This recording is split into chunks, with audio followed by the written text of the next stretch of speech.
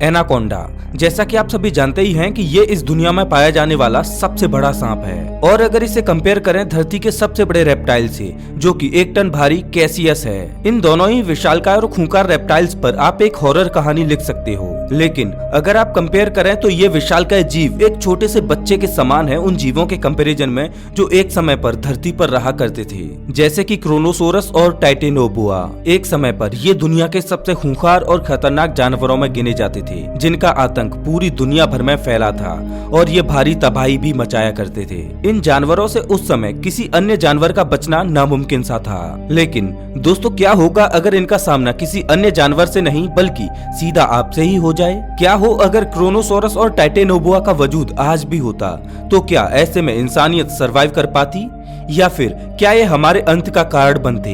आज के इस वीडियो में आप इन विशालकाय मॉन्स्टर्स के बारे में जानोगे। आप जानोगे कि कब और कहां ये विशालकाय दानव रहा करते थे और कैसे इनका आतंक पूरी दुनिया में फैला था। अब इससे पहले कि हम इन जीवों के दौर में समय में पीछे जाएं, आइए इन जीवों को थोड़ा करीब से जान लेते हैं। सबसे पहले बात करते हैं टाइटेनोबोआ की।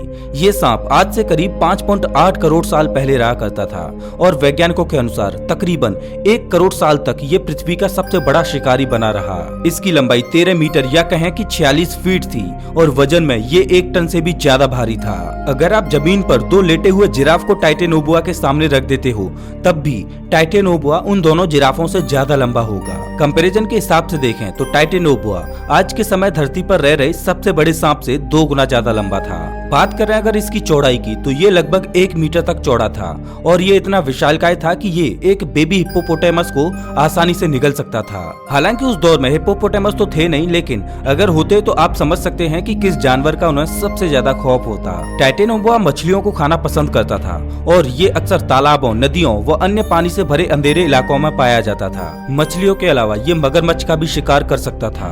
ये खूंखार जीव अपने शिकारी पर अटैक किया करता और अपने मजबूत शरीर का प्रयोग करके शिकारी को ही अपने अंदर जकड़ लिया करता था और उसके बाद जब शिकारी थक जाता था तो ये उसे पूरा का पूरा निगल कर पचा लेता था। ये सुनने में जितना डरावना लग रहा है, ये उससे भी ज्यादा खौफनाक है। जिस जानवर को ये अपना शिकार बनाता उसे तीव्र कंप्रेशन फोर्स का सामना करना पड़ता था। बात करें अगर क्रोनोसोरस की तो था तो ये जीव टाइटेनोबोआ से छोटा, लेकिन ये जीव भी टाइटेनोबोआ से कम खतरनाक नहीं था। इसके पास था एक चौड़ा मुंह और जबड़ा जो भरे हुए थे छोटे छोटे नुकीले दांतों से। इतने जहरीले व खतरनाक दांत जिसे देखकर किसी भी जानवर के पसीने छूट जाते थे। क्रोनोसोरस के शरीर का ढांचा और आकार ओरका, जिसे किलर व्हेल के नाम से भी जाना जाता है, उससे मेल खाता है। क्रोनोसोरस 10 मीटर यानी कि लगभग 33 फीट तक लंबा हुआ करता था। बात करें अगर इसके वजन की तो ये 12 टन से भी ज्यादा अधिक भारी हुआ करता था।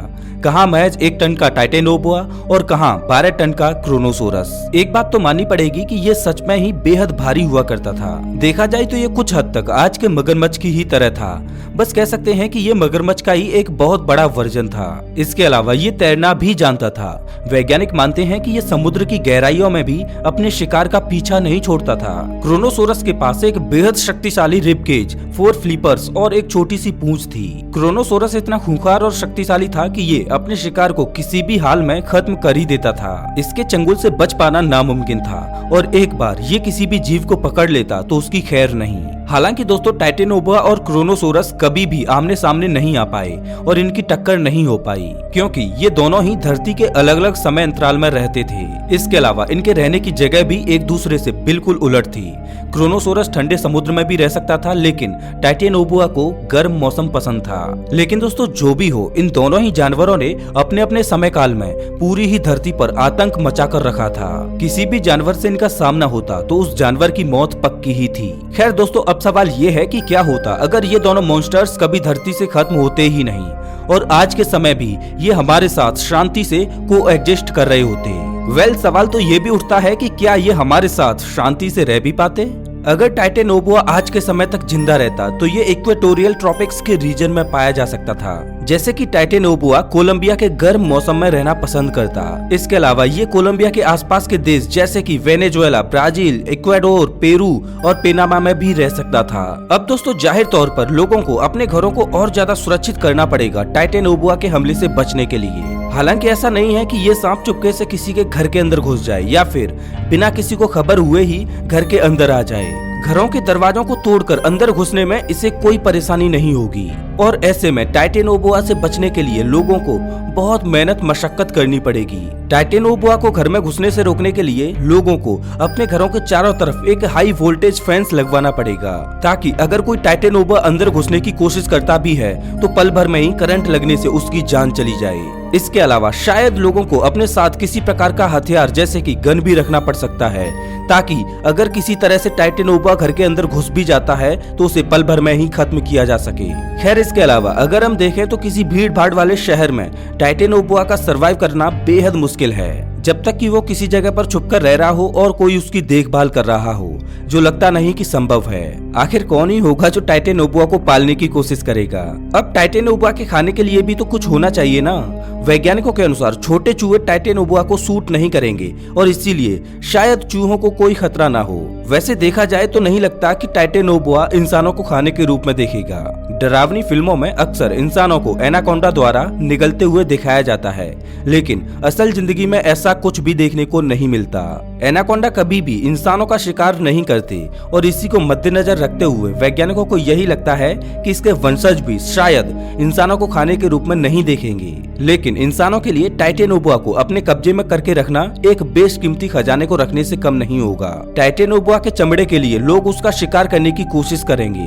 दुनिया भर में चिड़ियाघरों के मालिक इसे अपने जू में रखने का ख्वाब देखेंगे। टाइटेनोबोआ को पकड़कर अपने कब्जे में करने वाले लोग दुनिया की नजरों में एक सुपर हीरो से कम नहीं होंगे। अब सवाल ये आता है कि अगर हमने इसे कब्जे में करके रख भी लिया या फिर किसी रूप में हम इसे पकड़कर ले भी आते हैं तो इसे खाने के लिए क्या दिया जाएगा। वैज्ञानिकों के अनुसार एलिगेटर्स, टर्टल्स और समुद्री डॉल्फिन्स इसके लिए सबसे अच्छे भोजन होंगे। टाइटेनोबोआ जमीन पर रहने वाले जानवरों को भी नहीं छोड़ेगा। इसके अलावा टाइटेनोबोआ मछलियों को भी नहीं छोड़ेगा। आखिरकार ये उसका पसंदीदा भोजन जो ठहरा, और ऐसी स्थिति में फूड चेन कोलैप्स हो जाएगी। कुछ जानवर जरूर ही एक सेफ जगह पर माइग्रेट करने की कोशिश करेंगे, लेकिन अमेजोनिया जंगलों में रह रहे वहाँ के नेटिव जानवरों को टाइटेनोबोआ खत्म ही कर देगा और बहुत जल्दी जंगलों से सारे जानवरों का सफाया हो जाएगा। इसके अलावा अगर बात करें क्रोनोसोरस की, तो क्रोनोसोरस का भी रहना आज की इस दुनिया में बहुत कठिन होगा। जिस समय क्रोनोसोरस रहा करते थे उस समय एक कछुए का आकार भी आपके टेबल के बराबर हुआ करता था, और क्रोनोसोरस जैसे जानवर एक कछुए को खाके भी पूरा दिन गुजार देते थे। लेकिन मौजूदा समय में कछुओं का आकार बहुत छोटा हो गया है और ये कहना मुश्किल है कि कुछ दर्जनों कछुओं को खाकर भी क्रोनोसोरस का पेट भरेगा या फिर नहीं। अपने दौर में कछुओं के अलावा क्रोनोसोरस प्लेसियोसोरिया नामक एक जीव से भी अपना पेट भरते थे, लेकिन आज के समय में उन्हें किसी और चीज से अपना काम चलाना पड़ेगा।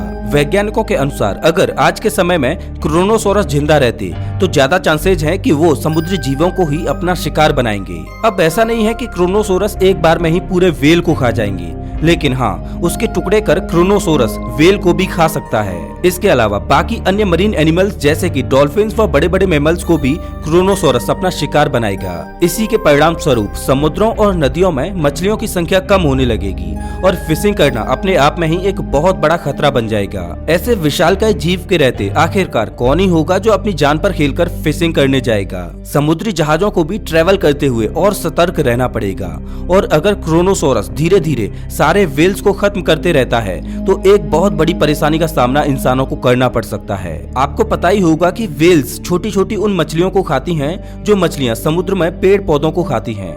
अब अगर व्हेल्स की संख्या कम होने लगेगी तो ये छोटी मछलियां समुद्र में पेड़ पौधों को नष्ट कर देंगी, जिससे इन समुद्री पेड़ पौधों से निकलने वाली ऑक्सीजन की कमी होने लगेगी। और अगर आपको नहीं पता तो बता दूं कि इन्हीं समुद्री पेड़ पौधों के कारण धरती की अधिकांश ऑक्सीजन प्रोड्यूस होती है। जिस प्रकार से टाइटेनोबोआ का स्किन बहुत ज्यादा वैल्यूएबल था, ठीक उसी प्रकार से क्रोनोसोरस के नुकीले दांत भी बेशकीमती होंगे। क्रोनोसोरस के छोटे व नुकीले दांतों की कीमत राइनोसोर के हॉर्न से भी ज्यादा होगी। लेकिन दोस्तों, बावजूद इसके हम कभी भी नहीं चाहेंगे कि ये दोनों खूंखार मॉन्स्टर्स धरती पर एक बार फिर से जिंदा हो जाएं। और खुशी की बात ये है कि ये कई सदियों पहले ही विलुप्त हो चुके हैं और इनके फिर से वापस लौटने की संभावना ना के बराबर है। वैसे क्या आप इन दोनों मॉन्स्टर्स को एक बार फिर से देखना पसंद करेंगे? खैर दोस्तों, अंत में जाते जाते आपके लिए एक सवाल छोड़ जाता हूँ। अगर टाइटेनोबोआ और क्रोनोसोरस के बीच लड़ाई होती है तो आपके हिसाब से दोनों में से कौन सा जानवर जीतेगा? अपने विचार कमेंट बॉक्स में जरूर बताएं। अगर आपको ये वीडियो अच्छा लगा हो तो इसे लाइक करें और ऐसे वीडियोज के लिए चैनल को सब्सक्राइब करें, साथ ही बेल आइकॉन दबाएं।